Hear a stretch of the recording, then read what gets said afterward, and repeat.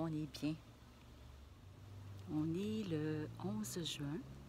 Je suis ici dans ma cour à Mirabel. J'apprécie tout ce qui m'entoure. Il fait super beau, malgré les journées fraîches qu'on a eues récemment. Celle-ci, je la prends. Et j'espère que vous aussi, vous en profitez. Ça fait presque un mois que j'ai pas fait de vidéo. Et j'avais hâte de vous parler un peu de ce qui m'avait gardé occupée dans les dernières semaines. Dans la dernière vidéo, je vous avais présenté ma sélection de fleurs 2023. Alors, j'ai certainement travaillé là-dessus. Vous avez pu en voir là, en introduction à cette vidéo. Et le deuxième projet qui m'a vraiment occupée, mais qui me tient beaucoup à cœur, c'est un projet à la ferme. Il y a un résident de Mirabel qui, l'an passé, s'est porté volontaire pour offrir à des résidents des parcelles de terre qu'il n'utilisait pas sur sa ferme. Et plusieurs ont répondu. L'année passée, j'avais une parcelle de 3 pieds par 100 pieds. Et cette année, j'ai triplé, donc j'ai 900 pieds carrés. Ce gentil monsieur, avec sa grande générosité, a travaillé la terre en début de saison et a installé des gros bidons d'eau. Donc, on a de l'eau en abondance. Naturellement, on n'en abuse pas. On attend que les légumes en aient vraiment de besoin. Mais c'est un très beau projet. On pourrait dire presque un jardin communautaire, mais offert par un particulier. Et c'est ça que j'ai fait dans les dernières semaines. Je me suis assurée d'avoir les semences nécessaires. J'ai acheté quelques plants. J'en ai repiqué des petits plants que j'avais partis de semis une fois de retour du sud. J'ai hâte de vous montrer tout ça. Alors, je m'en vais me changer et je vous amène avec moi.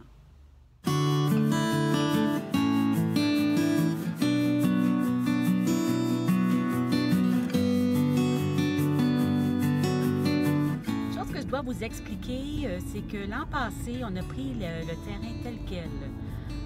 On a semé, on a commencé même très tard, en juillet. Plusieurs n'avaient aucun semis de près parce que c'était vraiment non préparé.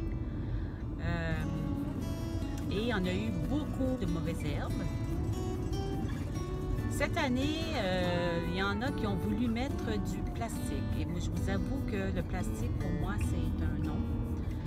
J'essaie de faire attention à l'environnement, mais comme c'était la majorité qui voulait en faire l'essai, on a opté pour le plastique avec un arrosage goutte à goutte.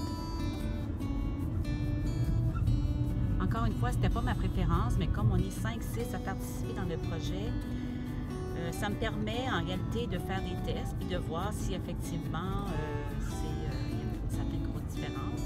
C'est certain que déjà, on remarque qu'on a beaucoup moins de mauvaises herbes. Hein? Il n'y en a pas, pratiquement pas. Simplement à l'endroit où on a fait un trou pour planter le légume en question.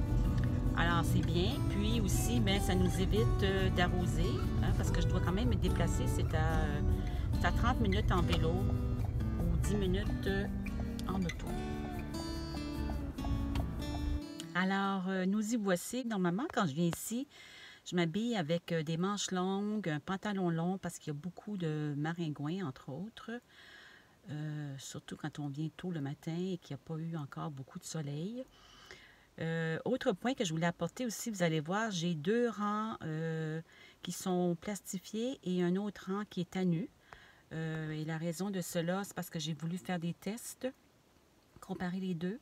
Puis en même temps, le tube du goutte à goutte est central. Il n'y a qu'un tube sur chaque parcelle. Alors, si je prends par exemple des haricots où on sème normalement aux 4 pouces, je voulais pouvoir en profiter au maximum et m'assurer que ce serait arrosé suffisamment. Alors, les haricots, les betteraves, les carottes sont sur un rang à nu. Alors, je m'en vais vous montrer ça.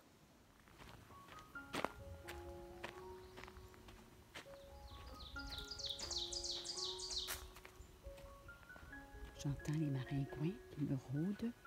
Alors, je ne vais pas rester très longtemps aujourd'hui.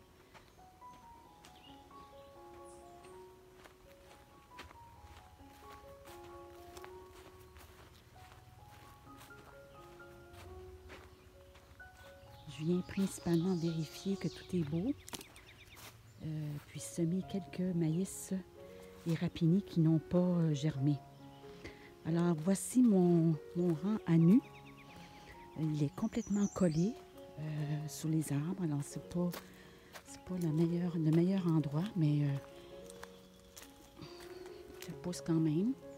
J'ai des haricots ici, des haricots grimpants qui vont monter ici sur les piquets. J'ai 5 tipis. Comme vous voyez ici, un boyau d'arrosage qui vient jusqu'ici. Ici, j'ai mes haricots nains. C'est la variété, je pense, Royal Burgundy.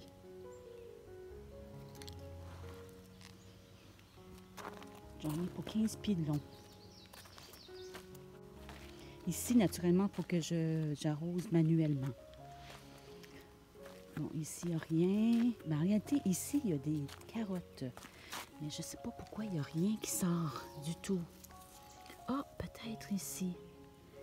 Peut-être ici. Ça commence peut-être à sortir. Ouais. Mais naturellement, il va falloir que je vienne désherber puis éclaircir tout ça.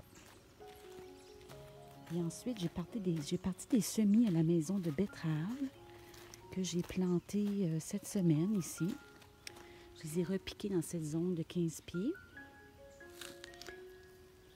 J'ai 2 variétés. Une à variété verte, feuille verte, puis une autre à variété feuille rouge. Là, naturellement, c'est sec, sec, sec.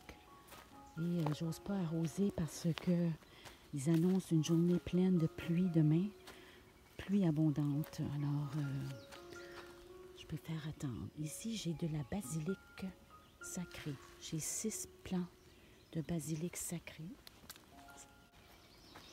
La basilic sacrée, c'est fantastique pour faire des thés, la tisane. OK, alors ici, il y a 2 rangs plastifiés qui ne m'appartiennent pas. Et ensuite, ce sont les miens ici. Alors, la rangée de droite, ici, j'ai 34 plants de pommes de terre que j'ai partis à la maison. C'est-à-dire que j'ai fait germer et que j'ai planté ici. Puis, tous les plants ont pris. Alors, je suis contente. Il y en a qui sont moins avancés, mais ils sont quand même partis. J'ai des pommes de terre jaunes et des pommes de terre rouges.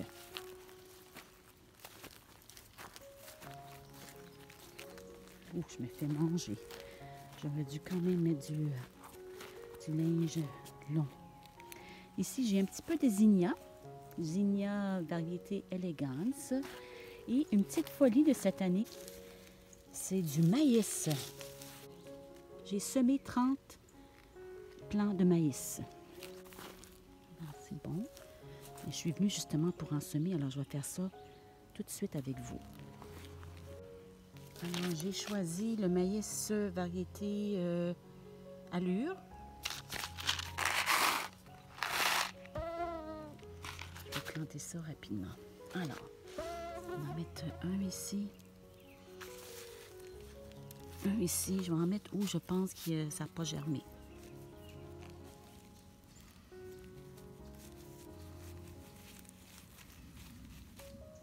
Aujourd'hui, c'est un bon temps pour semer parce que, comme je vous dis, demain, il va y avoir une grosse pluie.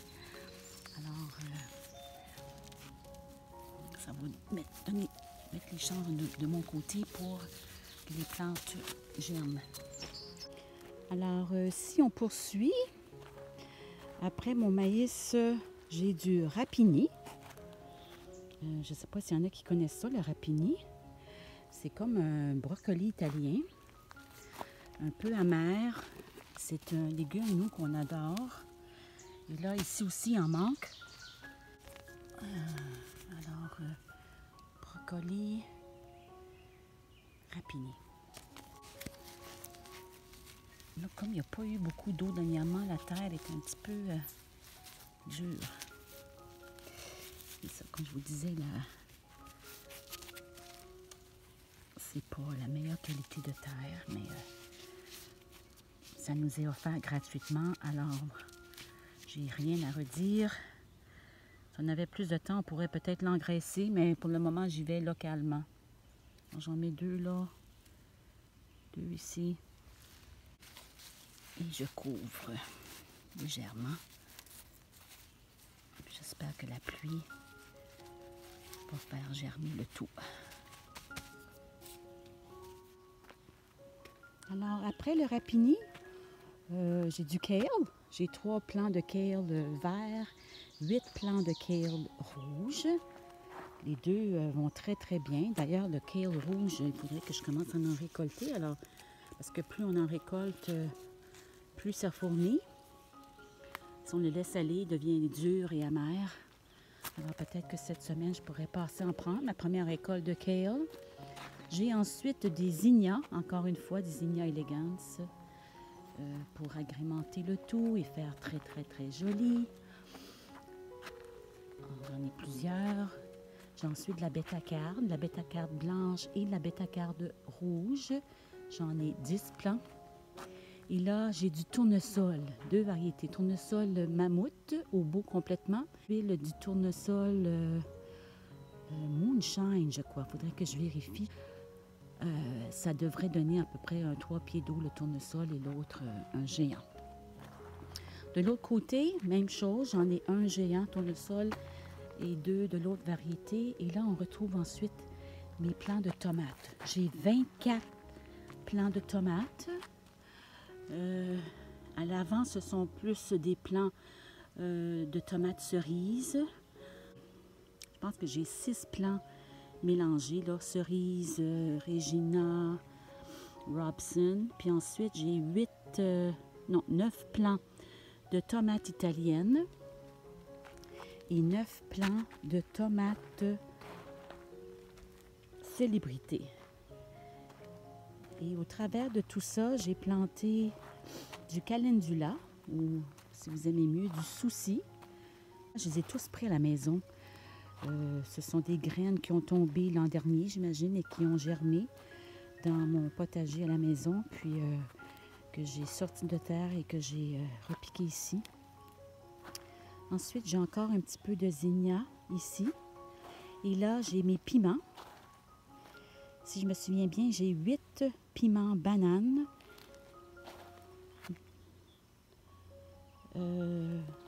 Et 8 piments jalapeno. Eux aussi vont très très bien.